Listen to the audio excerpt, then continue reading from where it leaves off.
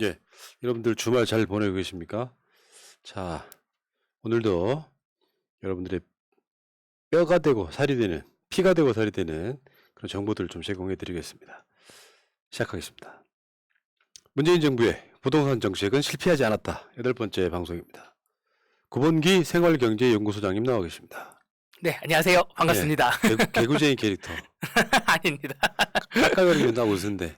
소장님도 한 품위를 갖추시오. 오늘 좀 어려 보이게 입고 왔는데 어때요? 좀.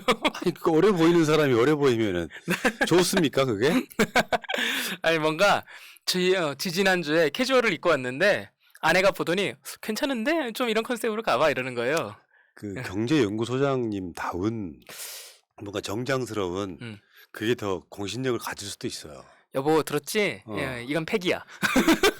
굳이 말하자면은 네, 사모님께서는 네. 남편을 연예인화 시키는 거예요. 더 중후해 보여. 이재명 지사가 왜 요즘에 염색을 다시 안 하겠어요? 아, 어떤 경륜이나 이런 거를 더 있어 보이게 하려고. 깊은 깨달음입니다. 그럼. 여러분들은 앞으로 저의 캐주얼 차림을 보실 수 없을 겁니다.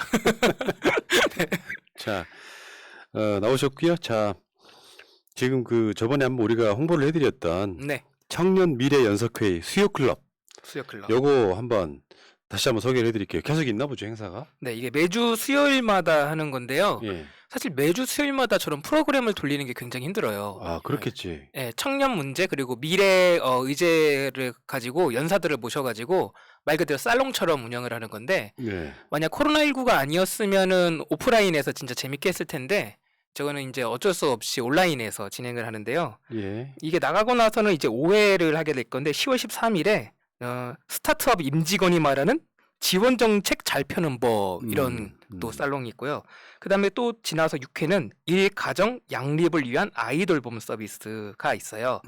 그리고 7회 이게 아주 중요한데요. 10월 27일 수요일에 하는데요.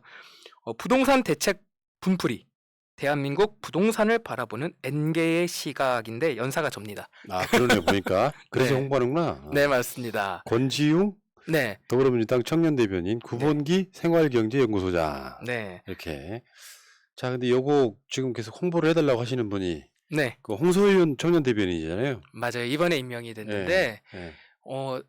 제가 사랑하는 친구라고 말씀을 드렸었어요. 음. 근데 제가 꼭 새날에 모시고 싶은 게 사실은 언론에 특화되어 있는 친구예요. 예. 요즘 하는 일 중에 하나는 윤석열 때리기에 아주 심취해 있어서 저렇게 생기셨구나. 네, 오. 맞습니다. 윤석열이 뭐 손발로 노동하는 사람은 저쪽 나라지 뭐 이런 말 했을 때 바로 논평 내고 막 하면서 거의 지금 논평 로봇이거든요. 근데 여러분들 KBS 보면은 그 장애인 그 아나운서 있는 거 아시죠? 예. 네. 근데 그 첫 회에 아나운서를 지냈던 게 앵커죠, 앵커 정확히는. 첫 회에 장애인 앵커를 지낸 게 저 홍소윤 전 대변인이에요. 그러면은 방송 잘하시겠네. 네, 진짜 잘하죠. 방송에 뭔가를 아시겠네. 네. 한번 모실게요. 네, 지체장애가 있어가지고 네. 제가 업고 올라와야 됩니다. 이제 보시면은. 우리 건물에 또 엘리베이터가 없어요. 죄송해요. 네. 자, 여러분 그 청년 미래 연석회 이거 가서 보려면 어떻게 해야 돼요? 맞습니다. 이거는 더불어민주당 홈페이지에 들어오시면요 앱자부가 있어요. 앱자부가 있으니까 요즘은 QR코드 휴대폰으로 다 되잖아요. 네, QR코드로 찍어가지고 접속을 하는 게 가장 쉬우실 것 같아요. 그럼 가서 볼 수 있다? 네. 그리고 제 친구 팔아드리는 김에 페이스북에 홍서윤 청년 대변인 치셔도 네, 접속하실 수 있습니다. 네. 그러면 홍소윤 대변인 친구예요? 네, 친구라기보단 저보단 동생인데 저는 나이를 안 물어요. 그렇구나. 네, 그냥 친하면 다 친구 해서요. 네. 저도 소장님하고 친구니까요. 네. 맞습니다. 친구란 개념이 나이 같은 건 아니죠. 맞아요. 자, 그리고 뭐 본 내용에 들어가기 전에 윤미향 의원 건이요. 그렇지 않아도 우리가 수요일 시사방송에서 좀 길게 다뤘어요. 검찰의 일방적인 공소장이 소명된 것까지도 마치 후원금을 사적으로 쓴 것 같이 이렇게 막 그런 짓을 하거든요. 자, 여기에 관련해 갖고 구본기 소장이 지금 칼럼 하나 쓰신 게 있더라고요. 지금 쓴 건 아니고요. 네. 제가 더불어시민당 최고위원을 지냈었잖아요. 네. 근데 그때 윤미향 의원을 제가 모셨어요. 저희 그 비례대표 후보로. 그때 2020년 5월 26일에 쓰신 거구나. 네, 이게. 맞아요. 이 같은 일이 또 있었어요. 작년엔 장난 아니었죠. 진짜로요. 저희 시민단 당사 앞에 뭐 시위도 하기도 하고 그때 수요 집회에서도 뭐 난리도 아니고 보수 단체들 와가지고 그때 근데 저는 그 후보님 모시면서 아 이분은 진짜 찐이다 이 생각했었고 그 전부터 우리가 윤미향 이사장이라고 하면 다 아는 사람이고 같이 연대했던 사람이잖아요. 예. 근데 당시에 저 시기가 언제냐면요. 제가 칼럼을 써가지고서 언론사에 기고를 하면은 웬만해서는 실어줘요. 근데 다 빠꾸 먹었었어요. 저 당시에 다 빠꾸 먹어서 빠꾸라고 말해서 죄송합니다. 다 받아들여지지 않아서 그 저걸 어디서 실어줬냐면은요 문학 잡지에서 실어줬어요. 그랬어요? 세상에, 네 문학 잡지에서 실어줬는데 제가 저 때를 기점으로 해서 소위 말하는 진보 진영 신문이라고 불리었던 그 기자분들이랑 다 이별했어요 저 때. 아, 그랬구나. 네, 이 칼럼 제목이 윤미향 지지철의 가이드라인. 네 맞습니다. 제목이 좀 심상치 않습니다. 뭡니까? 이게 제가 가장 가슴이 아팠던 거는 우리 안에 가짜들을 본 거예요. 그러니까 우리가 정의기억연대와 연대해서 같이 싸우고 했었던 역사들이 길잖아요. 그럼요. 근데 그때 다만 의혹이 터지자마자 사람들이 막 윤미향 그때는 뭐 당선인이었죠. 윤미향 당선인에 대해서 막 타박을 하기 시작하면서 진짜 입에 담을 수 없는 얘기들을 하기 시작하는 거예요. 근데 제가 기억했던 그분들은 같이 정의기억연대와 연대해서 싸웠던 우리 민주진보 시민들이거든요. 그걸 보면서 제가 마음이 무너져가지고 제가 그러면 막 생각을 정리한 끝에 이렇게까지 한 후에 지지를 처리해 주세요라는 마음을 담아서 칼럼을 쓴 건데 내용을 제가 좀 발췌해가지고서 좀 읽어드릴게요. 예. 이게 지금이랑도 맞아 떨어질 거예요. 그리고 그 전을 한번 1년 전도 생각해 보세요. 그 의혹이 막 쏟아지던 때를. 물론 그 대부분의 의혹은 지금 사실무근이라고 밝혀졌죠. 네, 읽어드릴게요. 분명히 말씀드립니다. 당분간 의혹은 쌓여만 갈 겁니다. 본 사태의 의혹 제기, 해명, 흐름에 다음 두 가지 문제가 있기 때문입니다. 첫째, 숫자 문제입니다. 현재 수많은 기자가 끊이지 않는 의혹을 제기하고 있습니다. 반면 그 의혹 해명은 단 한 채, 정의기억연대와 단 한 사람, 윤미향 당선인만 하고 있습니다. 병목 현상이 발생하지 않을래야 않을 수가 없는 구조입니다. 둘째, 시간 문제입니다. 의혹 제기는 다만 누군가의 증언이나 상상만으로도 가능합니다. 따라서 즉각적일 수 있습니다. 허나 해명은 그렇지 않습니다. 해명에는 상당한 시간이 필요합니다. 이를테면 회계 문제에 관한 해명이 그렇습니다. 그것들을 증언이나 상상만으로 뭉칠 수는 없는 노릇입니다. 반복합니다. 이상의 이유로 정의기억연대와 윤미향 당선인에 대한 의혹은 당분간 쌓여만 갈 것입니다. 그것은 당연한 일입니다.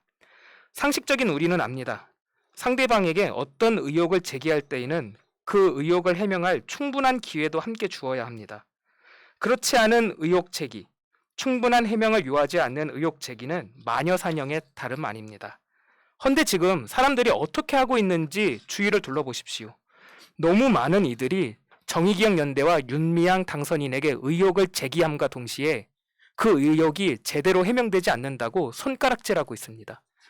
저는 이것이 식당에 가 음식을 주문함과 동시에 그 음식이 나오지 않는다고 성질을 내는 것과 무엇이 다른지 모르겠습니다. 중약하고요. 이제 마지막에 글인데요. 끝으로 정의기억연대와 윤미향 당선인에 대한 지지철의 가이드라인을 안내합니다. 하나, 기다리십시오. 지지철에는 언제든지 할 수 있습니다. 굳이 사태의 진상이 다 파악되지 않은 지금 발빠르게 등을 돌릴 이유는 없습니다. 둘, 섣불리 비난하지 마십시오. 말은 주워 담을 수 없습니다. 셋, 부디 마지막까지 지지해 주십시오. 라고 끝나는 칼럼이었어요. 제가 그 주중에 시사방송에서 했던 이야기인데 네. 그 원리가 똑같아요. 조국이나 윤미향이나 심지어 이재명까지 똑같습니다. 확인되지도 않은 사실을 갖고 본체로부터 떼어내요. 네, 맞아요. 떼어내놓고 그게 끊어질 때까지 의혹 제기만 해요. 나중에 돌아올 수 없는 강을 건너게 만들어버리는 그 구조로 때리면서 결국에는 민주당 사람들은 뭐 윤미향 의원 건 같으면 후원금 받아서 뭐 발 마사지 샵에 갔다. 그 내용에 대해서 대부분들이 다 소명이 된 것들인데도 불구하고 굳이 검찰의 공소장만 가지고 와서 조선일보 같은 언론사라고 부르는 곳이 음. 막 의혹 제기를 비슷하게 합니다. 그걸 가리기 위해서 재판하는 것이고요. 근데 이런 짓에 동조되시는 분들이 있어요. 저도 알고 있어요. 조국 장관을 욕하는 사람도 여러 봤고. 음. 근데 결국에는 드러난 게 음. 뭐 사모펀드 비리 이런 게 아니지 않습니까? 아, 저 지금 눈물 날라 그래요. 왜 네. 그러냐면은 지금 말씀하시는데 이게 얼마나 외로울까라는 생각을 하는 거예요, 지금. 이게 이렇게 혼자 싸울 때 옆에서 그래도 좀 같이 으쌰으쌰 뭐 밝혀진 거 아무것도 없고 그래서 이런 말씀을 드리는 거예요. 좀 저는 이때 이 생각을 했었어요. 우리들 동지들이라고 하면서 같이 싸웠는데 참 의리 없다. 그건 못 기다려주나 좀? 예. 이 생각을 진짜 했었는데. 알겠습니다. 네. 자, 아무튼 그 기득권 세력의 어떤 이런 식의 스킬 그리고 뭐 대장동 이야기하다 보면 나중에 또 김기현은 땅을 이렇게 자기 땅 앞으로 지나가게 만들어 가지고 결국에는 뭐 600억이 넘는 돈을 네. 벌었는데 음. 그런 자가 화천대유는 누구 겁니까 하고 있는데 50억 클럭이 나왔는데 다 박근혜 정부 때 사람들이야. 야, 세상에. 아니 근데 거기다가 특검하자고 덤비는 걸 보고 있으면은 속이 네. 터지는 거고요. 자, 알겠습니다. 일단은 여기까지 하시고 네. 대장동 사건을 통해 본 슈퍼행정가 이재명의 면모. 아, 너무 빨라진다. 네. 근데 제가 오늘 얘기하는 걸 들으시면은 슈퍼 행정이 뭔지를 느끼실 거예요. 진짜 앞에 슈퍼를 붙여야 돼요. 진짜로. 네. 지난 시간 복습을 좀 짧게 해볼게요. 왜 그러냐면은 저는 제 포지션이 지금 이 문제에 대해서 명확하더라고요. 저는 이 사건에 대해서 어떤 정쟁적 이런 흐름보다는 저는 행정적 그리고 기능적 흐름에 더 관심을 갖고 있고 이런 쪽으로 설명을 하는 사람이 별로 없어서 제가 하는 게 맞겠다는 생각을 했어요. 제가 지지난주에 우리 한번 생각을 해보자고 그랬어요. 지금 이 사건이 너무 커서 그러지 사실은 이거는 일개 성남시장 시절에 있었던 일이에요. 그래서 성남시라고 하니까 서울시에 사는 제 친구들 같은 경우는 성남시가 광역시인 줄 알아요. 근데 기초지자체다. 제가 서울 구로구에 사는데 구로구청장님이랑 같은 레벨이다. 이렇게 생각을 하시면 되겠고요. 기초단체장. 네, 맞습니다. 최소 단위인 겁니다. 그런 사람이 저번에 대선 후보까지 갔던 건 대단한 일이었죠. 와, 진짜 지금 세상이 바뀌고 있는 거예요. 막 흔들리고 있는 거예요. 그렇죠. 이 동네 동작구청장이 대선 나간 거랑 똑같은 거예요. 맞습니다. 지금 그런 생각들을 계속 하셔야 돼요. 세상에 이재명 지금 성남시장에서 언제 대선 후보로 이렇게 될 거라고 누가 상상을 했겠냐고요. 자, 다시 돌아와서 이거는 일개 기초지자체장이 재임하고 있었던 시절의 일이에요. 그러면은 기초지자체장이 공통적으로 갖고 있는 고민에서부터 우리가 시작을 해야 돼요. 네, 그 당시에 성남시장을 지내고 있는 이재명 시장의 뭐 어떤 고민 이런 걸 이해하려면은요. 그래서 제가 저번에 가져왔었던 기사가 있어요. 시흥시장님, 임병택 시장님이 지금 시흥시장님인데 그분이 고민을 언론에 말을 하는 건데 시흥에 이제 도시공사를 설립하는 내용이었어요. 지금 화천대유 관련해서 말이 많이 나오고 있는 게 성남 도시개발공사잖아요. 그것들이 지자체 곳곳에 지금 있는데 물론 없는 것도 있습니다. 저희 구로에는 없어요. 구청장님 진짜. 어쨌든 자 돌아와서 이렇게 묻습니다. 기자가 시흥 임병택 시장님한테 여기도 기초지자체입니다. 성남시처럼 이렇게 묻습니다. 시흥 도시공사도 출범을 했으니 이제 굉장히 큰 역할을 하게 됐습니다. 이렇게 물으니까 임병택 시장님이 이렇게 말을 해요. 아 그렇습니다. 제가 시장이 될 때 인근 도시에 거의 다 그 도시를 대표하는 공사가 있었습니다. 그게 다 그 도시의 회사고 도시가 소유한 공사입니다. 그런데 우리 시흥시만 도시공사가 없었습니다. 이제 그렇게 되면 어떤 일이 발생을 하는지를 설명을 합니다. 그렇게 되면 LH공사, 그러니까 중앙정부죠.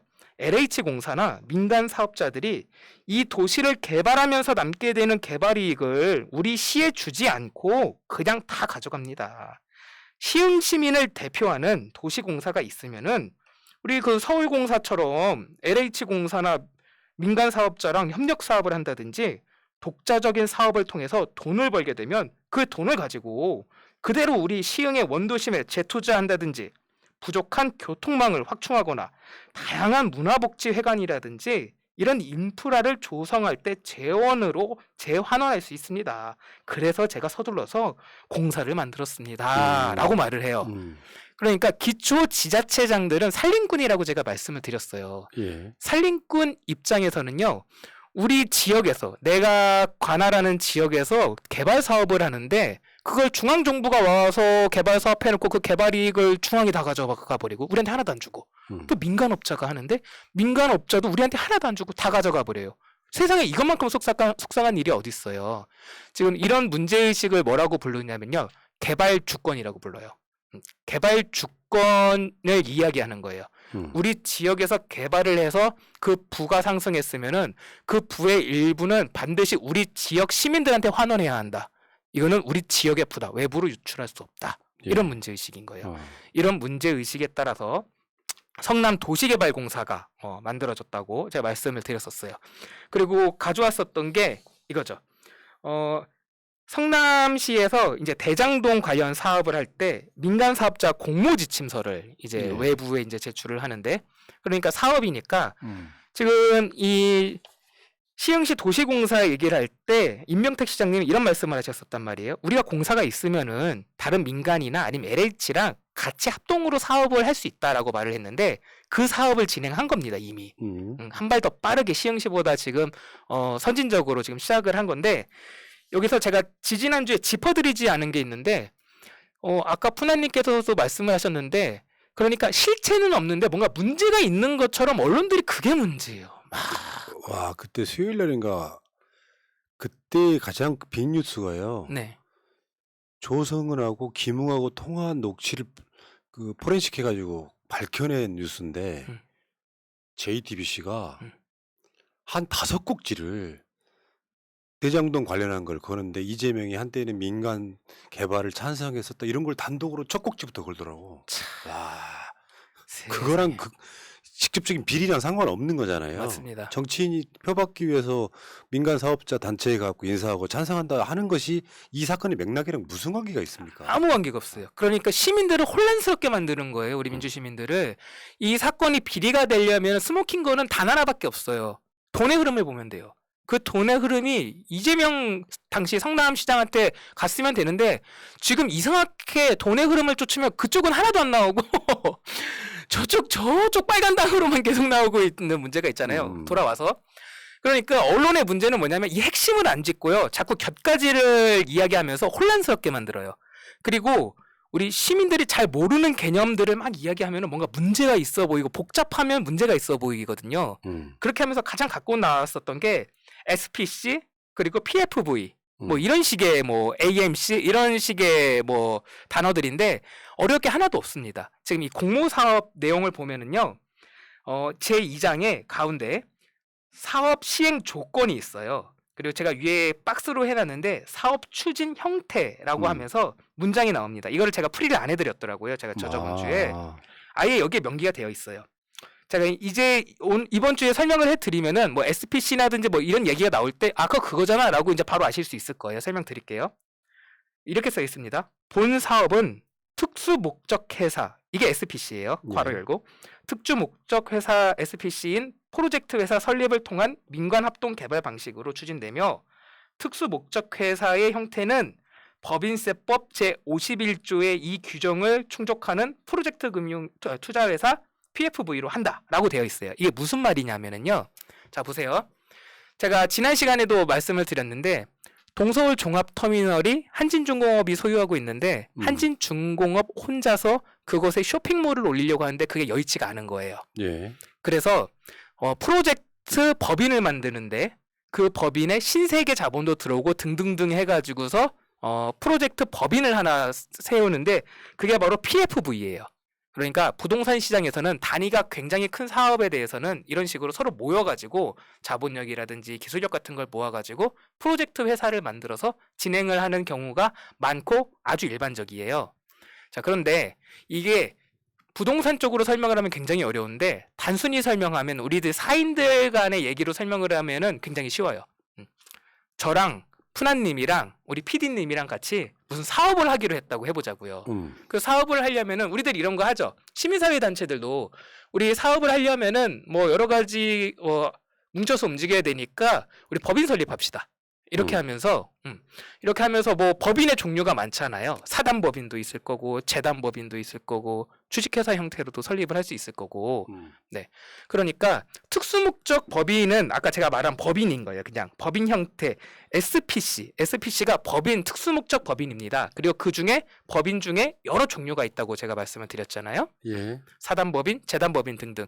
그 중에 하나가 PFV인 거예요. 네. 그러니까 그러니까 SPC 안에 PFV가 들어있는 거고 그냥 둘이 뭉뚱그려서 특수목적 법인이구나. 그냥 이렇게 생각을 하시면 되는 겁니다. 예. 네.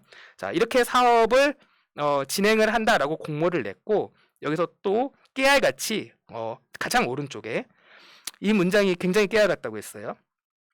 사업 시행자와 시공사 간 이해상충 문제를 해결하기 위해 건설산업기본법에 따른 건설업자는 제외한다. 예, 그때 그 지난 방송의 코어가 그거였었고요. 네, 맞습니다. 이런 식의 문장들이 있다라고 이제 설명을 드린 거예요. 자, 그리고 그 밑에 중앙의 문장을 보면은 우리가 법인을 설립하는데 우리 성남 도시개발공사는 50% 플러스 한 주를 갖겠다. 우리가 사업을 핸들링하겠다라고 말씀을 드렸어요. 그러니까 당신들은 50% 마이너스 한 주를 가지고 팀을 꾸려와라. 팀을 꾸려와서 같이 사업을 하자.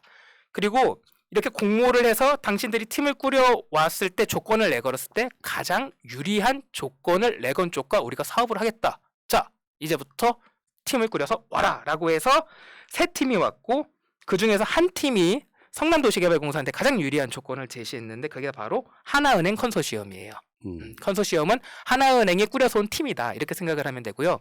그리고 여기서 가장 헷갈리는 개념이 AMC, 뭐 자산관리에서 이런 얘기들이 나오는데 그건 왜 나오냐면은요. 지금 제가 아까 읽어드릴 때 법인세법 얘기를 했는데 이 PFV는 법인세법을 따르게 되어 있는데요. 자, 보세요. 저희가 아까 사업을 하게 됐을 때 법인을 설립한다고 했잖아요. 그럼 뭐가 있어야 돼요? 총무 정해야 돼요. 총무. 그렇죠. 저희 한 명 정해가지고 한 명한테 결제도 하게 하고 그다음 식당도 예약하게 하고 뭐 저희가 뭐 조기축구 하면은 구장도 예약해야 되고 시합도 잡아야 되고 그런 총무가 필요하잖아요. 그래서 법인세법에서는요. 이 PFV를 설립할 때는 당신들 총무 하나 지정해라 라고 하면서 자산관리 회사를 반드시 데리고 오게 되어 있어요. 거기 이제 전체를 성남의 뜰이라고 보면 네. 성남 도시개발공사 다 포함해 은행까지 포함해가지고 그 중에 그게 바로 화천대유죠. 맞습니다. 화천대유는 뭐다? 총무예요. 총무. 총무니까 당연히 자금 결제를 다 하게 되는 거고 이것저것 사업을 벌여가지고서 플레이들을 하게 되는 거예요. 자, 이제 그러면은 표 나와 있는 그림 좀 한번 보여주세요. 왼쪽에 있는 건 뭐냐면요. 아까 민간사업자 공모 지침서에 있는 양식이에요. 양식. 이 양식에 따라서 당신들이 팀을 꾸려오세요 라고 여기다 써오세요 라고 하는 게 왼쪽에 써있는 표고요. 그리고 오른쪽은 뭐냐면은 그렇게 해서 하나은행이 데려온 와서 여기가 선정이 되고 나서 이제 주식을 배분한 거예요. 보면은 성남도시개발공사가 있고 플러스 한 주가 있죠. 공공 한 주. 네. 그리고 나머지 주식회사 KB 하나은행이 있고 나머지는 제가 색깔을 칠해놨어요. 이 나머지들은 다 누가 데려왔다? 하나은행이 데려왔다. 그렇죠, 그렇죠. 그렇죠. 그러니까 애초에 처음 문제는 화천대유 자산관리가 뭔가 이상하다라고 문제가 터졌잖아요. 예. 그러면 화천대유 자산관리 이거 누구 겁니까? 라고 자꾸 물었는데 그러면은 이거를 성남도시개발공사한테 물어야 돼요? 아니면 이 총무인 화천대유로 데려온 하나은행한테 물어야 돼요? 하나은행한테 물어야죠. 당연히 하나은행한테 물어야 돼요. 이게 논리적인 접근법이에요. 근데 지금 이렇게 묻지 않고 재밌는 일이 벌어졌는데요. 사실은 만약 저널리스트라면 논리적으로는 이렇게 접근을 해서 하나은행한테 가서 화천대유 당신이 데려온 총무 이상합니다. 저 총무 어떻게 해서 데려왔어요? 라고 취재를 했어야 되는데 이게 암문이에요. 이 비밀의 암문.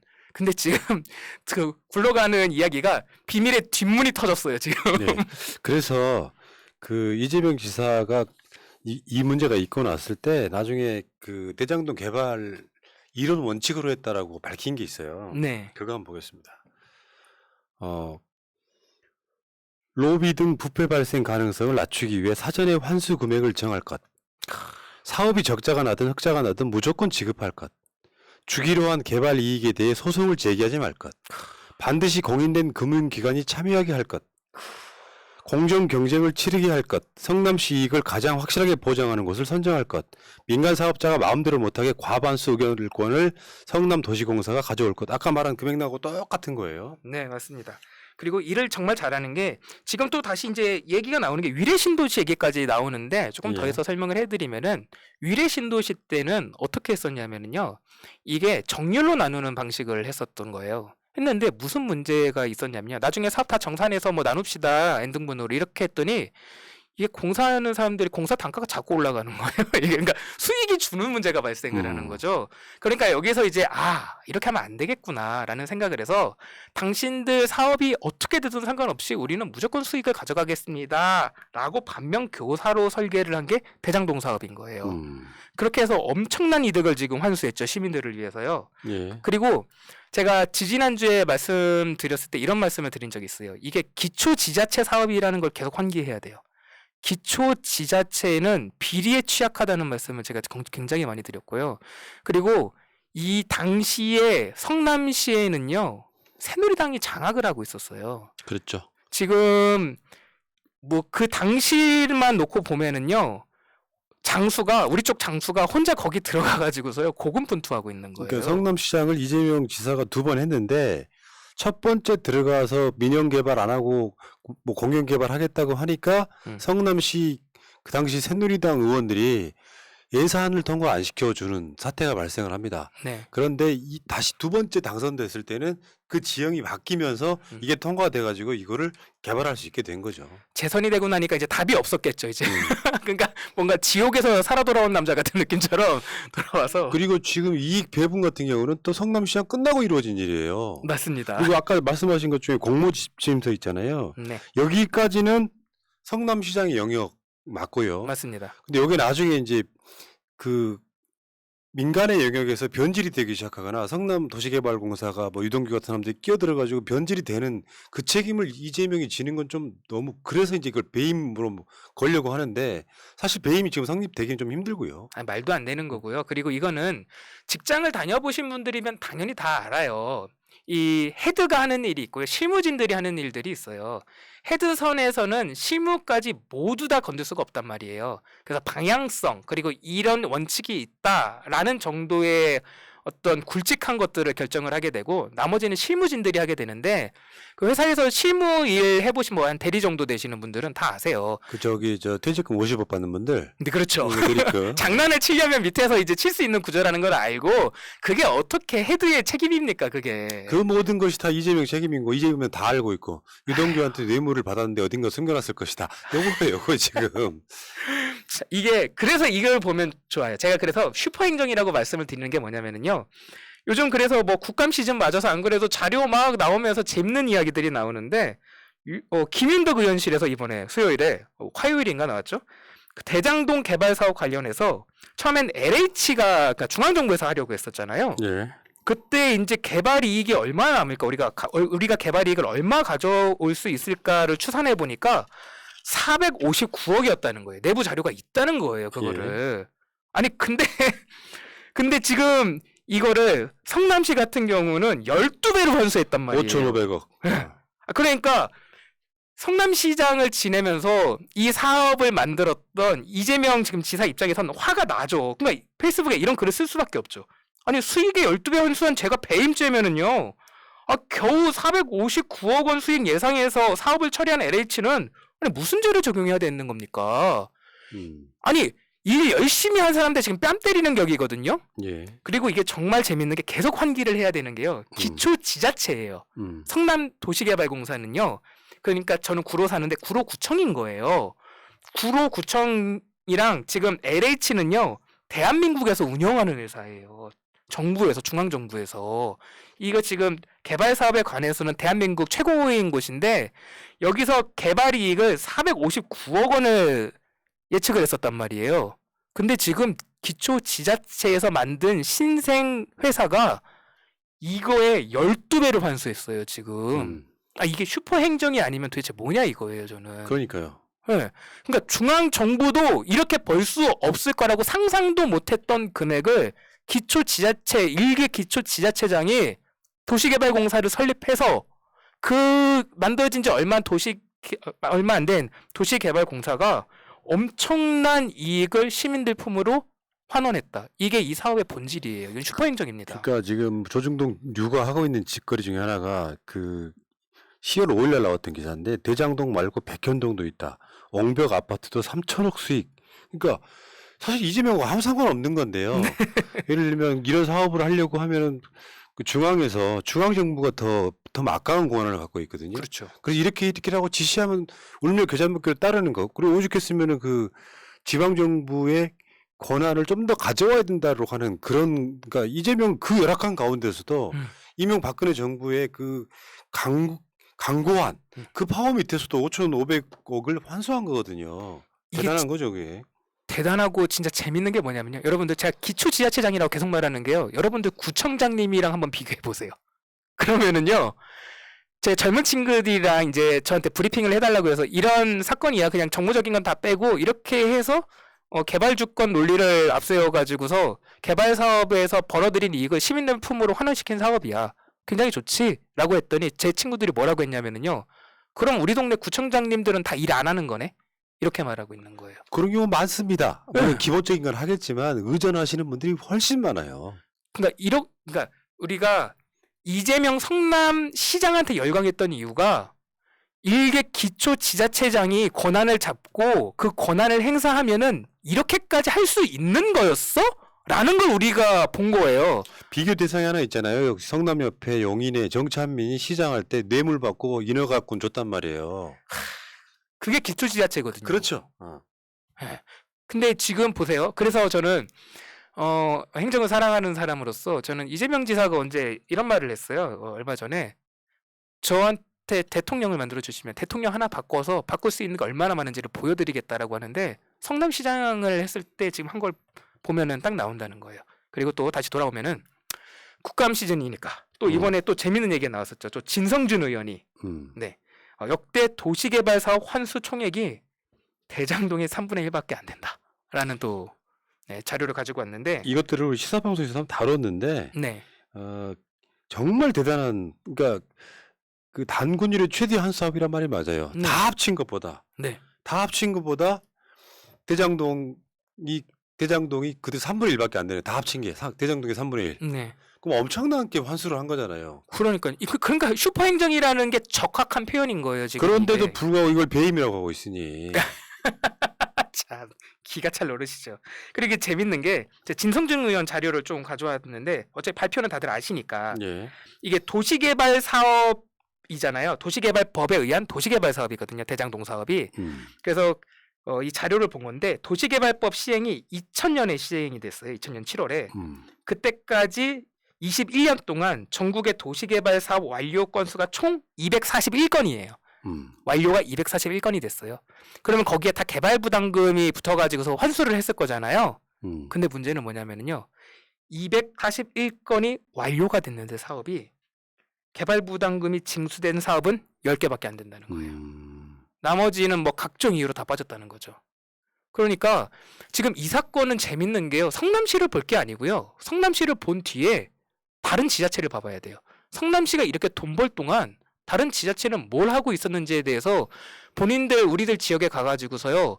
가서 구청장님한테 여쭤봐야 돼요. 저희는 왜 도시개발공사가 없나요? 뭐 이런 거 물어봐야 되고요. 어쨌든 이런 문제입니다, 지금. 그러니까 이재명의 개인 비리 구조가 있었다면 친형제라도 나중에 추가로 환수하는 900억 정도를 어떻게 환수를 합니까? 내가 받은 게 있는데. 맞아요. 근데 니들 너무 많이 남을 것 같으니까 좀 더 줘. 그거 받아다가 이제 터널 뚫고 뭐 이런 게 썼잖아요. 네. 비리 구조가 있을 수 없는 구조예요, 지금 현실적으로. 그러니까요. 현금 흐름이 이재명 지사인데 간 게 아무것도 없어요. 스모킹건 단 하나예요. 돈을 받았냐 안 받았냐. 현금 흐름만 보면 되는데 현금 흐름을 기자들이 지금 쫓고 있죠. 예. 현금 흐름 쫓을 때마다 터져 나오는 거는 빨간당 식구들이죠. 지금. 예. 이렇게만 그냥 단순하게 보시면 되고 행정적으로 오면은 시사하는 의의점이 있어요. 이게 제가 봤을 때는 일단은 기초 지자체의 환경에 혼탁함이 이제 세상에 드러나기 시작했어요. 이 바닥에서 얼마나 많은 로비, 부동산 업자들이 얼마나 많은 불로소득을 거두고 있었는지가 드러나고 있고 이게 사실은 드러날 수가 없었어요. 이런 일이 아니면은 진짜 생각해 보세요. 이거는 그냥 일개 기초지자체장이 대한민국 대통령이 되려고 하니까 벌어지는 일이에요. 이게 만약 그런 일이 벌어지지 않았으면은요, 지금 기초지자체 내에 이런 개발 사업들을 가지고 어마어마한 이익들이 발생을 하고 그 불로소득들을 민간업자들이 다 가져가고 있었다는 사실들은 우리는 알지 못했을 거예요. 그러니까 지금 언론들이 하는 짓들 중에는 정말로 그런 비리를 이제 발본세고나 짜라고 하면 순수한 거겠지만 네. 이재명 때리기 위해서 그런 의혹들을 이재명과 연결시키는 문제가 눈에 보이니까 진짜 기레기란 소리 듣는 겁니다. 진짜 전 요즘 뉴스 보기 싫어요. 그래서. 아, 근데 지금 이 사건을 보면서 두려움에 떨고 있는 사람들이 있어요. 사실은 그렇겠지. 지금 이게 이제 확전되면 어떻게 하나 이렇게. 이게 그런 거랑 윤희숙 의원이랑 사태랑 좀 비슷한 게, 윤희숙 의원 사태 터졌을 때 KDI 직원들이 야 너 조용히 해 분명히 이랬을 거예요.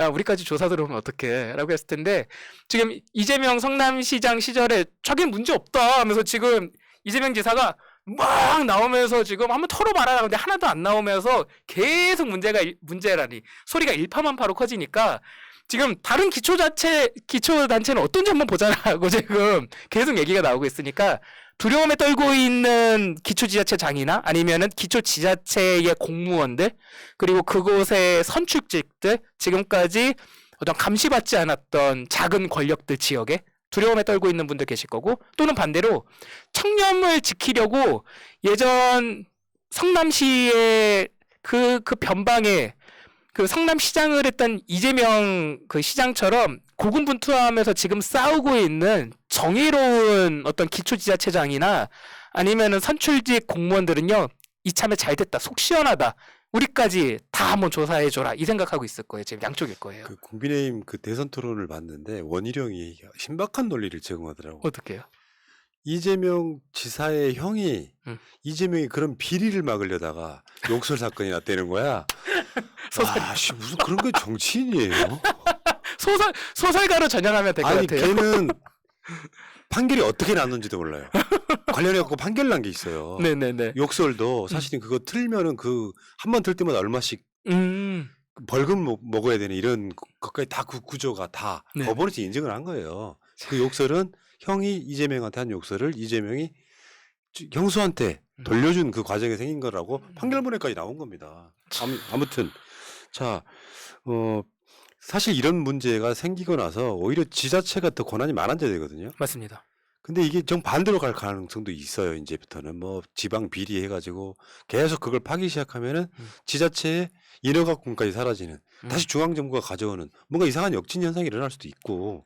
저는 그렇게 되지 않을 거라고 봐요. 왜냐하면은 지금 세상의 운이 대한민국에게 기운다고 보고 있어요. 저는. 저분이 또 손바닥에 왕자 쓰실 뿐이네. 우주의 기운이 그냥. 저는 왜 그러냐면 기초지자체 내에서, 그러니까 풀뿌리 시민운동을 했었던 사람이니까 이 기초지자체 내에서의 비리 이런 것들을 사실 아는 게 제태가 많아요. 사실은. 근데 많은데 너무 혼탁한 걸 알아요. 너무 혼탁한 걸 아는데 감시받지 않은 이 작은 권력에 대한 불만이 굉장히 많은 사람인데요. 저는 이거는 개선돼야 된다고 생각하는데, 이참에 이것들 진짜 한번 다 드러나야 된다. 그래서 한번 판이 한번 싹 갈려야 된다라고 생각하고 있어요. 그래서 지금 뭐 일부이긴 하지만 많은 사람들이 지방 자치 제도를 없애야 된다까지, 그렇게 역사가 역진하면 안 되는 거잖아요. 아니죠. 좋은 그렇게 쪽으로 되면 안 되죠. 바뀌어내야 되는 맞습니다. 거지. 특히 이 부분에서 굉장히 집중할 필요가 있어요. 성남 도시개발공사의 의의에 대해서 잘 살펴봐야 되는데, 우리가 LH의 지금 막강한 지금 거대 권력, 그러니까 공룡 공기업이 되니까 문제가 생기는 거잖아요. 그것들을 지자체로 분산하는 과정이 분명 필요한 거예요. 그 과정에서 힘을 분산하는 역할을 할 게 지금 성남도시개발공사 같은 기초지자체 내의 공사거든요. 지금 성남도시개발공사 같은 모델들을 적극 독려해서 개발주권 원리를 이제 적용해서 지역의 부를 외부로 유출을 시키지 않고 개발을 할 수 있는, 이런 시스템을 개발할 수 있는, 우리들이 좀 상상력이 필요한데, 지금까지 행정은 사실 상상력이거든요. 어떤 재원과 인력을 가지고 상상력을 통해서 법률이 허락하는 한도 내에서 본인들이 얼마든지 플레이를 할 수 있는 건데, 지금 이재명 지사가 기초지자체장이 어디까지 할 수 있는지를 맥시멈을 한번 보여준 거예요. 그러니까 팔수록 미담인데, 네. 파팜인데, 네. 이걸 비리로 몰아가고 싶어하니 결국 팠더니 기득권들이 줄줄이 엮여 나오는 이 상황이거든요. 맞습니다. 제가 늘상 드리는 말씀이, 김대중 대통령이 지자체를, 그러니까 지방자치단체를 뽑는 지방자치제를 쟁취한 가장 핵심에는 뭐 여러 가지가 있겠지만 아까 말한 상상력 이런 거 있잖아요. 산골 오지에다가 버스를 배차를 하려니 적자야. 그러니까 어떤 시장이 그러지 말고 그 어르신들이 택시를 타게 만들어서 그 어르신들은 100원만 내면 나머지는 우리 군이 되겠다. 그런 상상력들이 발휘되면서 좋은 세상 만들자는 거거든요. 맞습니다. 그게 이런 식으로 표현이 돼요. 행정사무는 시민들과 가까운 곳에 있을수록 더 좋다라고 표현이 되는데 이게 그럴 수밖에 없는 게 중앙정부가 우리 골목까지 와서 볼 수는 없어요. 그래서 우리 체감에 안 와닿는 정책들이 자꾸 생기는 이유가 중앙정부에서부터 우리 동네에 있는 골목까지 오다가 다 누수가 돼요, 이게. 그런데 그거를 막으려면은 우리랑 가장 가까이 있는 기초지자체 단위에서부터 시작되는 정책들, 우리들 사정을 제대로 알고 있는 곳에서 정책들이 개발되고 상상력들이 동원돼야 되는데 이것들을 지금까지 기초지자체장들이 태만히 하고 있었다는 게 이게 성남시장 이재명을 보면서 너무 지금 대비되는 거예요, 지금. 그래서 아까 제 예. 친구들 얘기를 그래서 말씀드렸던 겁니다. 네, 알겠습니다. 자, 대장동 사건 보면 볼수록 대단한 사람이었네 이런 느낌이 들고. 네. 근데 요거를 지금 특검하자고 계속 그 국민의힘이 여의도에서 청와대까지 특검하자고 걸어가는 시위를 했어요. 참 그런 공으로 말이죠. 그 50억 클럽이라고 하는 그 박근혜 정부 때 다 임명한 인사들 이런 사람들에 대한 그걸 파야지. 그거 계속 나오고 있음에도 불구하고 이재명과 연결고리는 없는데 특검하자고 지금 주장하고 있는 좀 한심한 세력이 있다. 자, 알겠습니다. 대장동 사건은 여기까지 하겠습니다. 이제 이런 쪽에 전문가시니까 아무리 봐도 이건 그런 거죠? 네, 이거는 슈퍼행정. 예. 딱 정리하면 슈퍼행정이다. 너무 빤다는 이야기를 처리하겠습니다. 네. 아니, 나도 똑같이 생각하는데 네. 그런 표현 쓰니까 좀 민망했었는데 네. 민망하지 않군요. 네. 알겠습니다. 자, 민주연구원이 주최한 전세대출 보완 긴급토론회가 포스터 한번 보여주실래요? 네. 지금 나오네요. 그러니까 민주연구원은요, 그걸 좀 아셔야 됩니다. 민주당에서 이제 알려져 있기로는 민주당 예산의 한 30%를 쓴다는 굉장히 중요한, 이게 원래 이제 정치권에서는 그 지금 국민의힘의 전신인 당들이 여의도 연구소라고. 맞아요. 여의도 연구원. 그 최초 이제 정책 싱크탱크 뭐 이런 개념을 했는데 주로 뭐 여론조사하고 막 모략 짜고 이런 곳이었어요. 근데 그 역량에서는 여의도 연구소가 훨씬 더 컸었는데 나중에 시간이 지나면서 그게 뒤집혀요. 그래서 민주연구원은 지금 뭐 최근까지 이렇게 쭉 보면은 상당히 많은 정책 역량을 갖고 있는 곳이 바로 주최한 바로 그런 토론입니다. 네, 맞습니다. 민주당의 싱크탱크죠. 민주연구원.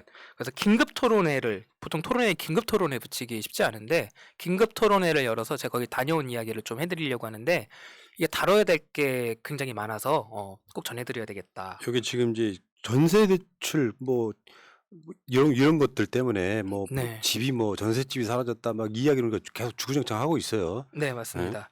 그게 며칠 전에도 그래서 문재인 대통령이 실수요자 어려움 겪지 않게 해주세요라고 하면서 이렇게 메시지를 냈는데 그게 뭐냐면은 이것부터 접근을 해야 돼. 이게 또 가짜 뉴스가 또 문제예요. 이게 한 달에서 한 달 반쯤 전에 이런 뉴스 보셨을 거예요. 제가 소개해드렸어요. 그 농협은행에서 대출을 중단을 하면서 이게 연쇄적으로 도미노로 하면서 계속 중단될 것이다. 왜 그러냐면은 금융당국이 집값을 잡으려고 대출을 조이고 있다라는 뉴스가 엄청 나왔었어요. 이거 기억하시는 분들 계실 거예요. 결론부터 말씀드리면 가짜 뉴스예요. 네.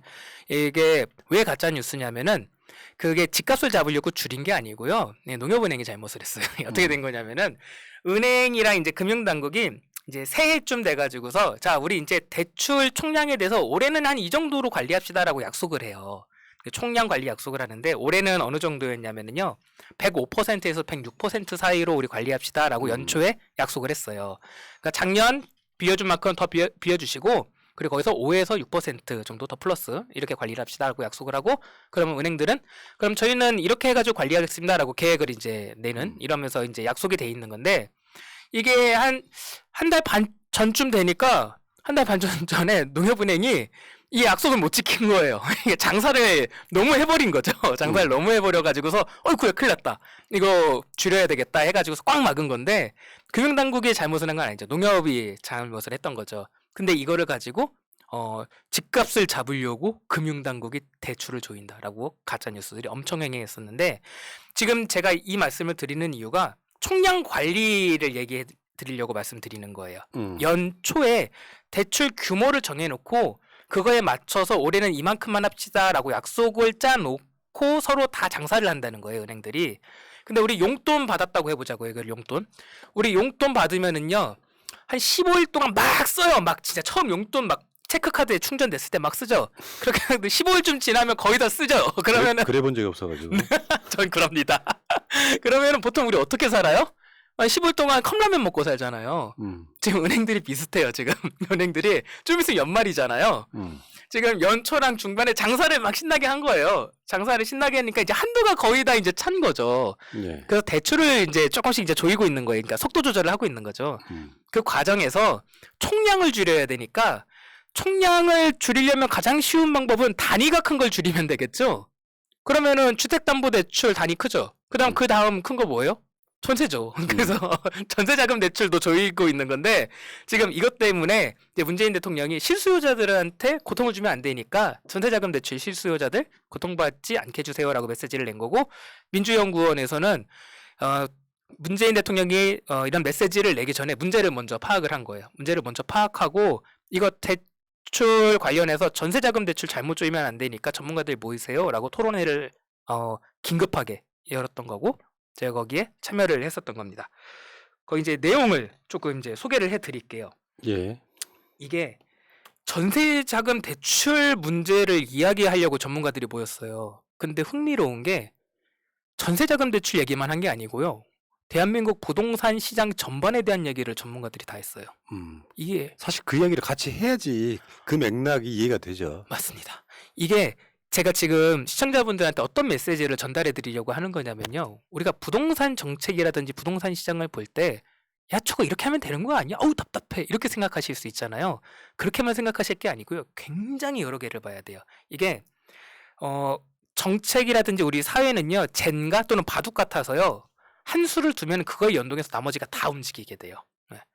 가령 전세 대출에 대해서 우리가 얘기를 하려고 모였는데 전세 대출만 얘기를 할 수는 없는 거고 전세 대출이 씨앗이라고 한다면은 그걸 감싸고 전세 제도가 있고요. 그걸 감싸고 임대차 제도가 있고 그걸 감싸고 주택시장이 있고 등등등 하면서 계속 파생돼요. 이게 다 연결돼 있기 때문에 가운데서 이것을 소위 말하는 정무적인 느낌적 느낌으로 틀잖아요. 그럼 나머지가 다 흐트러지는 문제가 발생을 해요. 그래서 중요한 것은 부동산 정책 같은 경우는 청와대에서 이것들을 컨트롤할 수 있는 컨트롤 타워를 역할을 해줄 수 있는 사람이 필요해요. 그렇지 않고 우리가 흔히 말하는 정무적 판단이라는 것에 의해서 그때그때 여론조사에 의해서 이것저것들 정책들을 발표하잖아요. 나중에 그걸 모으면 괴물이 돼요. 이런 문제들 꼭 생각하셔야 된다고 제가 지금 말씀을 드리는 거예요. 지금 민주당 지지율 안 나오니까 이 정책 이렇게 해야 돼라고 섣불리 판단을 할 게 아니라는 거예요. 그게 종국에 가서는 이게 다 틀어질 수 있어요. 우리 가끔 이럴 때 있죠. 옷 사러 갔는데 이 옷 색깔이 이쁘네? 사고. 좋았어. 만족해서 와. 이것도 사. 이 운동화 예뻐. 모자 예뻐. 좋았어. 입고 나가보자. 딱 했는데 최악일 때 있잖아요. 전체적인 조합을 생각 안 하고. 그 국민의힘의 대선 토론회에서 나온 이야기인데 지금 사실 우리나라 가계대출 그러니까 가계부채가 심각한 건 사실이에요. 네. 이제 국채 비율보다 몇 배 높아요. 그러니까 역대 최대라고 하죠.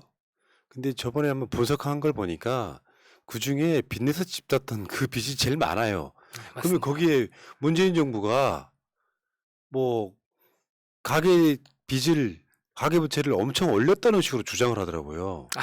정말 양심도 없는 사람들인 거지. 근데 이게 가계부채가 너무 많으면 네. 경제 운영에 어마어마한 리스크가 됩니다. 네, 맞습니다. 전반적으로 이를 컨트롤할 수밖에 없는 건데 그렇다 보니까 이제 대출 규제가 부동산 정책하고도 맞물려 가지고 규제가 되는데 문 대통령의 이야기는 실수요자들 특히 전세 대출 같은 거 할 때 그건 막지 마라. 네, 그런 맞습니다. 이야기가 핵심인 거잖아요. 네, 맞습니다. 그렇게 해서 민주연구원에서 모였는데 근데 문제는 뭐냐면은 이게 그러면은 각 정부들은 잘하느냐? 정부도 꼭 그렇진 않아요. 왜 그러냐면 행정 칸막이가 있어가지고서요. 가령 금융위원회 같은 경우는 금융 쪽만 보는 거예요. 총량 관리를 해야 된다. 이거 문제다. 관리하자. 단위가 큰 거. 전세 대출 쪼이자. 이런 식으로 하게 되면은 그러면 다른 쪽에서는 전세 실수요자들이 피해를 받는 문제가 생기는 거예요. 금융 바깥에 있는. 근데 정당은 행정 칸막이를 넘어서 전체를 사고할 수 있는 집단이잖아요. 그렇죠. 그래서 민주연구원에서 이 문제를 본 거예요. 그래서 종합적으로 토론을 해보자라고 해서 딱 불렀던 거거든요. 불렀는데 제가 했었던 이야기들을 좀 설명을 드릴게요. 저희가 분명 가야 되지만 아직 저희가 논의 테이블에 올리지 못한 어떤 의제가 있어요. 그 의제들이 그때 나왔는데요. 제가 자주 설명을 드렸는데 처음 보시는 분도 계실 터이니까 이 전세 제도, 전세 대출 이 문제가요. 대한민국 부동산 시장을 설명할 때 거의 핵심 키워드예요. 그러니까 주택 시장이라고 표현할게요. 주택 시장을 교란시키는 기제로서 작용하는 게 전세예요. 자, 이 전세가 왜 있는지를 생각해 보자고 제가 누누이 말씀을 드렸었어요. 자, 전세만큼 집값이 오르지 않는다는 가정하에 전세만큼 비합리적인 제도는 없어요. 네. 자, 제가 10억짜리 집을 샀어요. 제가 10억짜리 집을 샀는데 그거를 푸나님한테 8억에 전세를 드려요. 그리고 저는 그 집에서 못 살고 나가야 되겠죠. 그렇게 해놓고 나서 푸나님이 제 집에서 제 이름의 집에서 살고 있어요. 제 이름의 집이니까 세금 나오면 누가 내야 되죠? 제가 내야 돼요. 보일러 고장났어요. 제가 내야 돼요. 이 세상에 뭐예요? 제 집에서 이게 전세 살지도 못하고 이런 그렇죠. 불합리가 어디 있어요. 근데 사람들은 전세를 놓쳐. 전세를 놓는 이유는 제가 거기서 실제로 살려는 게 아니고요. 찜을 해놓는 거예요. 찜을. 네. 찜을 제가 10억짜리 집을 사고 싶은데 10억은 없는 거예요. 근데 2억은 있어요. 그럼 전세를 이용해서 그렇지. 10억짜리 집을 사고 전 안 살아도 돼요. 왜냐하면은 그게 나중에 15억, 20억이 되면 되팔아가지고 차익을 얻으려는 거니까. 일반적인 사람들은 전세를 놔서 그걸로 뭐 은행 이자로 옛날 이야기 어쩌다 옛날 이거 얘기입니다. 지금은 전혀 그렇지 않다는 거예요. 전혀 그렇지 않아요. 그리고 제 말씀 드릴 때 뭐야 나는 갭 투기하는 사람 아니야라고 생각하시는 분도 기제는 같아요. 그러니까 전세는 집값이 미래에 오를 것 같으니까 찜을 해주는 거예요. 이러시는 분들 있어요. 보통 우리 일반 사람들은 이것 때문에 집을 사요. 집값이 오를 것 같은데 지금 이 10억짜리 집을 살 돈은 없고요. 빨리 찜을 해놓는 거예요. 빨리 찜을 해놓고 2억 원으로 10억짜리 집을 사서 전세를 들여서 해놓은 다음에 나중에 우리 아들 장가 가면은 전세금만 빼주면 되잖아요. 네. 8억만. 아니면 전세금 빼주고 내가 결혼해서 들어가 살거나. 네. 그러니까 집값이 오를 거라는 생각 때문에 전세제도는 존재하는 거예요. 이 메커니즘을 분명히 이해하셔야 되고요. 자, 그리고 한쪽에 놔두고 제가 토론에서 이런 말을 했어요. 정치인들이 하는 거짓말이 여러 개가 있는데 부동산 시장에서 가장 대표적인 거는 바로 이거다. 우리 무주택 실수요자들을 위해서 대출을 충분히 받을 수 있도록 해드리겠습니다. 이건 거짓말이다 라고 말을 했는데 왜 그러냐면요. 제가 무주택자거든요. 여러분도 한번 생각해 보세요. 무주택자 입장에서 집을 살 때 대출을 많이 받고 사는 게 좋을까요? 아니면 집값이 내려서 대출을 조금 받고 사는 게 좋을까요? 당연히 후자예요. 무주택자들을 진짜로 위한다면요. 집값을 내려줘야 돼요. 자, 전세로 돌아올게요. 자, 전세 세입자들을 위해요. 실거주 전세 세입자들을 위해요. 그럼 전세 대출을 더 많이 받을 수 있게 해주는 게 진짜로 위하는 걸까요? 아니면은 전세를 낮춰주는 게 더 전세 세입자를 위하는 걸까요? 역시 후자죠. 당연히 후자입니다. 네, 이렇게 접근을 해야 되는 거예요. 전세 제도가 있는 이유는 한쪽에 두고 그리고 실제로 전세 세입자를 위하는 거는 전세가를 낮춰주는 거다까지 정리가 끝났어요. 자, 그럼 이렇게 설명을 해야 돼요. 그리고 우리는 또 한쪽에서 또 살펴야 될 게 이걸 다 합칠 겁니다. 우리는 집이 없는 사람들은 임대차 시장에서 전세 아니면 월세로 살 수밖에 없어요. 공공임대로 가지 않으면요. 그렇죠? 자, 여러분들 전세가 좋아요? 월세가 좋아요? 전세가 압도적으로 좋습니다. 다달이 나간 돈이 아까운 거지. 맞습니다. 그리고 이 월세 내느니 전세에 그냥 최고로 대출 다 땡겨가지고서 이자를 내는 게 훨씬 더 싸요. 지금 이게 왜 그러냐면은요. 우리 대한민국이 지금까지 월세와 전세가 있을 때 어느 쪽에 지원을 많이 해줬냐면요. 전세에 지원을 많이 해준 거예요. 지금까지는. 이게 둘이 비등하지 않고 전세 대출을 많이 그리고 전세 이자를 조금 낼 수 있도록 계속 이렇게 해주다 보니까 전세를 계속 원하게 된 거예요. 자, 이 세 개 합쳐볼게요. 자, 이제 다 기억하실 거예요. 자, 전세를 왜 존재한다고 했죠? 집값이 오를 거라는 기대 때문에 집을 찜해두는 사람들이 있어서 전세가 존재하는 거예요. 자, 근데 우리는 집값이 잡히길 원하죠. 무주택자들은. 그렇죠. 자, 짬뽕 해볼게요. 집값이 떨어지면 전세는 존재할 수 있어요, 없어요? 없어요. 진짜 전세 놓기는 집값이 앞으로 오를 거다라는 가정하에 전세가 존재하는 거예요. 근데 우리는 전세를 좋아해요. 그래서 전세난이 나면 화가 나요. 전세가 없어지다니 전세를 더 빨리 만들어라! 야! 하면서 막 화를 내요. 자, 이거 두 개는 존재할 수 없어요. 그러니까 네, 집값도 잡고 전세난도 없게 해주세요. 이거는 존재할 수가 없어요. 둘이 반비례하니까. 네, 집값이 잡히면은 전세제도는 사라져요. 집값이 계속 오른다는 기대가 사람들한테 있어야지 전세가 계속 공급돼요. 자, 우리는 사실은 택해야 돼요. 이거는. 그러니까 여러분들 진짜 곰곰이 생각해 보세요. 아직 우리 대한민국 사회 의제로서 나오지 않는데 우리 새날이니까 지금 얘기를 하는 겁니다. 자, 이거는 다음 정부에서 분명 올라올 거예요. 논의 테이블에서. 선택해야 됩니다. 전세가 있는 세상을 원하세요? 그렇게 해서 집값이 계속해서 오르는 세상을 원하세요? 한 세상 있고. 두 번째, 집값이 잡힌 세상을 원하세요? 대신 전세가 없어요. 그곳에는. 둘 중에 하나를 택해야 돼요. 우리는. 지금 이런 문제가 있다. 난 후자를 택할 것 같은데. 그렇습니다. 이게 가장 더 좋은 거예요. 사실은 집값이 잡히는 걸 원하니까는요.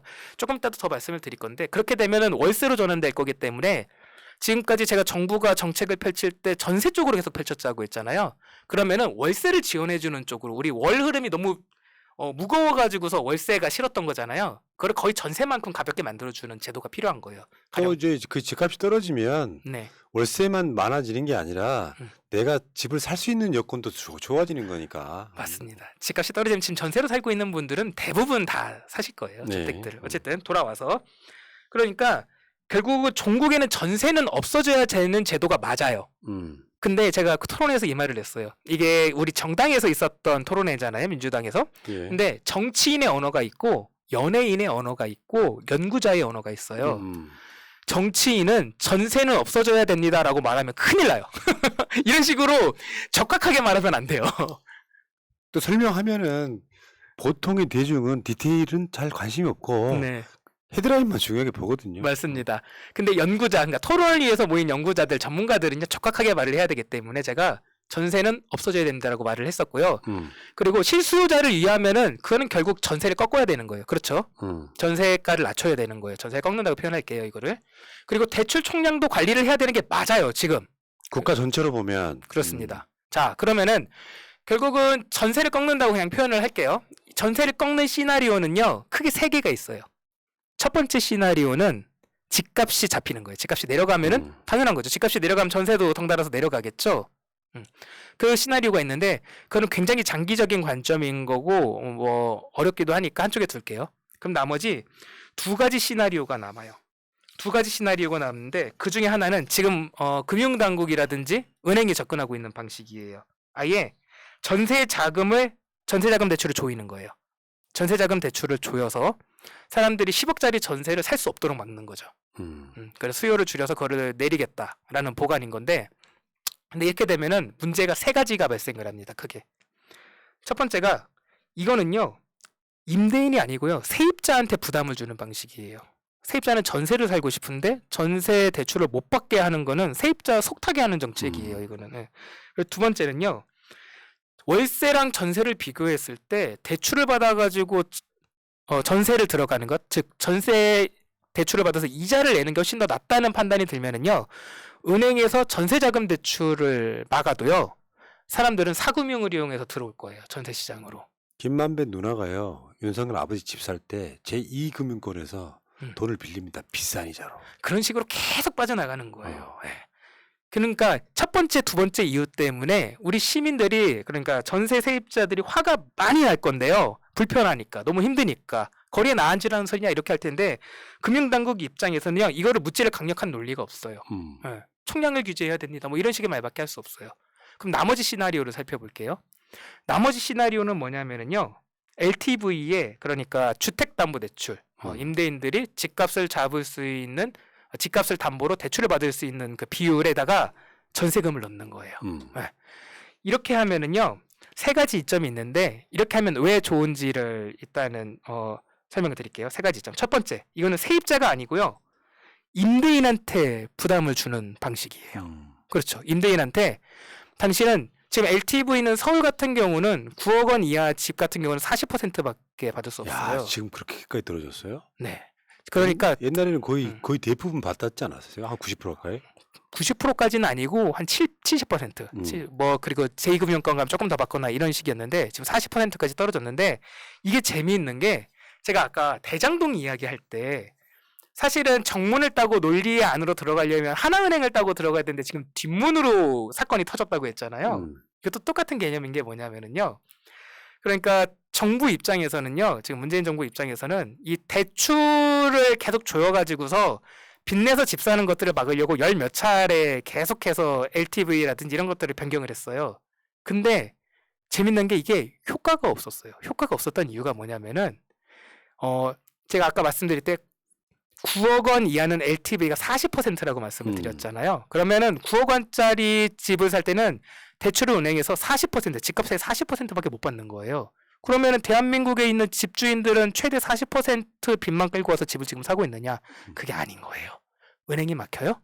그러면 우리한테는 전세 제도가 있잖아요. 전세 세입자를 들여서 집값의 80% 정도로 들여가지고 뭐 70%나 이렇게 해서 그 주거 세입자들의 그 보증금을 끼워 넣어서 LTV를 우회해서 피해가는 거죠. 그러니까 대출이라는 창구가 있으면은요, 지금까지 하고 있었던 거는 은행에라는 앞문만 걸어 잠그고 있었던 거예요.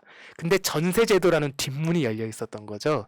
그래서 이 뒷문을 막는 것도 굉장히 중요해요. 자, LTV를 전세 안에 포함한다는 거는요, 집값 대비 몇 %만 전세를 받으세요라고 말을 하는 거예요. 네. 자, 그렇게 되면 첫 번째 제가 좋다는 거는 이렇게 되면 임대인한테 부담을 주는 방안이라고 했어요. 두 번째는 이렇게 되면 제가 지금 설명드린 게 뭐냐면은 실질적으로는요, 전세금을 통제하는 효과랑 같아요. 사실은 이게요. 그렇죠. 집값 대비 40%만 전세금을 받으세요 라고 규제를 하게 되는 거기 때문에 임대인 입장에서는요, 전세금이 떨어지는 효과를 봐요. 그래서 임대인들이 반겨요. 물론 세부적으로는 40%를 바로 떨어뜨릴 수는 없어요. 이거를 뭐 70%부터 해서 이렇게 단계적으로 떨어뜨리는 게 가장 낫죠. 예. 그리고 세 번째는 이렇게 하면 임대인들이 반발할 거예요. 임대인들이 아이 그렇게 옥죄는 게 어디 있느냐라고 할 건데, 그렇게 했을 때 정부 입장에서 임대인들을 설득할 수 있는, 그리고 임대인들이 아무 말 못하게 할 수 있는 강력한 논리가 있어요. 제가 지금까지 전세 제도를 설명드렸을 때 전세금이 집주인들한테 어떻게 사용되고 있었죠? 사적금융으로 사용되고 있었잖아요. 지금 전세금을, 그러니까 이자 없는 대출인 거죠. 집주인 입장에서는 10억짜리 집을 사고 싶은데 10억이 없어서 2억을 가지고 8억을 들여가지고 집에 살게 해주는 거잖아요. 그러니까 그 8억 원의 전세금은요, 실질적으로는 사적 대출인 거예요. 그러니까 사적 대출이기 때문에 대출 규제에 들어와야 된다는 거예요. 원래 논리로서는요. 예. 그러니까 집주인 입장에서도 LTV가 막히니까 그러니까 빚을 끌어들이는 다른 용도로서 전세금을 지금 쓰고 있는 거란 말이에요. 그래서 이 대출이라는 창고에 앞문만 지금 막혀 있는데 은행만 지금 뒷문도 막는 거다. 사적 대출이니까 대출 규제에 당연히 들어간다. 논리적으로 사실은 완벽하거든요. 그래서 이렇게 해서 설득할 수 있다라고 제가 설명을 드렸어요. 예. 그러니까 전세자금 대출을 총량을 규제하는 과정에서 세부적인 게 필요하지만, 그렇게 했을 때 우리 주거 세입자들의 전세자금 대출을 조이지 말아라. 조이지 말고 집주인들이 받는 그 주택담보대출에 적용되는 LTV에 전세금을 포함시켜라라고 주장을 하고 왔습니다. 네. 자, 부동산이라고 하는 게 그게 웃긴 게, 내 아파트가 그게 호가든 뭐든 오르는 건 좋아요. 한 20억 한다고 쳐. 뭐 강남 어디 뭐 조그만 아파트. 근데 이거를 현실에 맞게 공시주택가를 현실에 맞게 하겠다 그러면 난리치잖아요. 네. 이게 좀 이상한 구조에 있는 거예요. 맞아요. 내 아파트는 아파트 단지 앞에 있는 부동산에서는 20억인데 공시 가격은 10억 이하였으면 바라는 결국 세금 때문에 그런 건데, 정부가 인정해 주겠다는데 20억짜리를 20억으로 인정해 주겠다는데 왜 그거를 7, 8억이어야 되냐고요. 물론 많이 좋아지긴 했죠. 문재인 정부 들어서. 맞아요. 현실화에 가깝게 현실화. 가려고 노력하는데 이게 정말 이상한 구조에 있는 거죠. 이게 불로소득은 무조건 환수해야 되는 거고. 그래서 제가 생각을 해보자고 한 거예요. 사실 이렇게 되면 이제 분명 댓글 달릴 거 알아요. 그럼 월세 어떻게 할 거냐 뭐 하는데, 사실 토론회에서는 이거를 비롯해서 이제 파생되는 것들을 다 이야기했어요. 근데 제가 지금 얘기하고 싶은 거는 전세 얘기였던 거예요. 전세의 모순에 대해서 설명을 드린 거예요. 우리가 언젠가는 선택해야 되는 날이 옵니다. 예, 그래서 선택을 해야 되고, 그리고 지금 푸나님께서 정말 말씀을 잘 해주셨던 게, 우리가요, 우리를 잘 들여다봐야 돼요. 우리는 정말 우리 하고 싶은 대로만 살고 싶나 봐요. 그래서 아까 말씀해 주신 것처럼 우리는 하고 싶은 대로 살고 싶으니까 집값은 올랐으면 좋겠고 실거래가는 공시지가 내렸으면 좋겠는 거예요. 세금 조금 내고 싶으니까. 그래서 우리가 이런 주장도 하게 된다. 집값 잡아라. 그리고 전세난도 없게 해라. 이런 모순된 주장을 펼치고 있다. 우리를 좀 돌아보고 이런 논제들이 곧 테이블 위로 올라올 거다라고 말씀을 드릴게요. 예. 네. 우리 동네 부동산에 똑같은 문구가 다 붙어 있습니다. 집값 폭등, 부동산 정책 실패, 문재인 정부 규탄한다. 부동산 업주들이 다 똑같은 걸 붙이고 있어요. 네. 아니 그러면은 지금 그 대장동 사건 잠깐 얘기를 하자면 대장동 사건에서 자금 출처로 자꾸 나오는 그럼 저 빨간당한테 그러면은 맡겨야 된다는 소리입니까? 그럼 도둑한테 맡겨야 된다는 거예요? 지금 저는 그건 아니라고 봅니다. 그런 네. 논법은. 네. 그러니까 집값이 폭등해서 부동산 정책이 실패했는데 부동산 하시는 분들은 굳이 따지자면 집값이 올라서 거래량이 줄었다는 거예요. 그 이유가 뭔지를 모르겠어. 거래량이 줄었다기보다는 사실은 웃고 계신 분들 많으세요. 그 네. 한 건으로 도대체 얼마를 봅니까 지금 진짜. 아직까지 차마 정권 교체란 말을 안 하는데 네. 규탄한다 이렇게. 네. 부동산 정책 실패에 규탄한다. 사실 지금 뭐 대장동 관련한 것도 그렇지만 현실적으로 지금 집값 오른 것에 내가 보기에 70%는 박근혜 정부 그 이전의 정책들이 지금 맞습니다. 효과를 발휘하고 있는 거지 않습니까? 그 소위 이렇게 표현을 하죠. 똥은 누가 싸고 치우긴 누가 지운다고 지금. 네. 네. 지금 다 그런 형국이에요. 근데 지금. 이제 정권을 우리가 가져온 지가 이제 5년 다 돼가니까 만 5년 다 돼가니까 차마 그 이야기는 많은 사람들이 안 하고 있긴 하지만 현실적으로 그렇게 빚내서 집 사고 막 했던 그 부글부글 했던 것이 막 거품처럼 올라온 상황. 네. 어떤 그 보고서 같은데 보면은 집값이 잡히고 있다는 이야기도 좀 들리기도 해요. 일부에서는. 그리고 지금 소득 대비 너무 높은 수준인데 그리고 조금 뭐라 그래야 될까요? 이거를 충분히 감안해 주셨으면 좋겠어요. 그러니까 문재인 정부가 정권을 잡고 나서 과반 의석이랑 동시에 겹친 시기가 얼마 되지 않았어요. 그게 불과 작년이에요. 불과 작년에 과반 의석을 얻고 나서 이제 부동산 관련된 법을 막 통과시켰죠. 그렇죠. 부동산 3법, 임대차 4법 등등등. 그렇게 하자 기득 세력들이 들고 일어났죠. 기득권 세력들 말 그대로 임대인들이 사상 초유예요. 대한민국 사상 초유로 임대인들이 광화문 거리로 쏟아져 나와가지고 시위를 하는 지경에 이르렀어요. 기득 세력들이 그때 이제 반응을 하기 시작했단 말이에요. 그게 이제 1년 됐어요. 그러니까 문재인 정부가 실제적으로 본인들 원하는 플레이를 제대로 조금 펼친 게 한 1년 남짓했고 그 1년 동안 기득 세력의 반발과 싸우고 있는데 저희가 1년 뒤에 정권을 연장하면 어떤 세상이 오냐면은요. 일단 저희가 과반 의석을 확보해 놨죠. 민주진 진영이. 그리고 다음 정부 저희가 정권을 갖게 되면은 그 허니문 기간과 그 과반 의석이 합쳐요. 그리고 하나 더. 지금 대장동 사건의 의의가 굉장히 큽니다. 그다음 바로 연결돼서 지방선거 있죠. 지방선거까지 민주진영에서 제대로 확보를 하고 특히 지금 기초지자체가 굉장히 혼탁하다는 사실들이 계속해서 나오고 있잖아요. 기초지자체 개선을 체질 개선을 그때 제대로 하잖아요. 그러면 저는 진짜로 단 한 번도 보지 못한 세상을 저희가 볼 수 있을 거라고 그럴 수 생각을 해요. 있겠습니다. 네. 네. 세금을 제대로 쓰는 거 네. 중요하고요. 대장동 건에서 보듯이 그렇게 싸웠음에도 이재명이 몸통이다라고 외치는 사람들이 진짜로 네. 범인인 거죠. 네, 맞습니다. 알겠습니다. 문재인 정부의 부동산 정책은 실패하지 않았다. 참으로 안타깝게 이 방송을 런칭하게 된 배경에는 모든 대선 주자들이 문재인 정부의 아쉬움으로 부동산 정책을 꼽는데 실패라고 말하기는 이렇게 단정 짓기는 어렵다. 이런 취지의 방송을 하고 있습니다. 자, 오늘 또 구봉기 생활경제연구소장님과 함께 좋은 얘기 나눠봤습니다. 자, 고생하셨고요. 다음 주에 뵙겠습니다. 네, 다음에는 정장 차림으로 나타나겠습니다. 자, 그리고 나가시기 전에 여러분들 좋아요, 구독 좀 꼭 부탁드리겠습니다. 꼭이요, 꼭. 물러가겠습니다. 고맙습니다.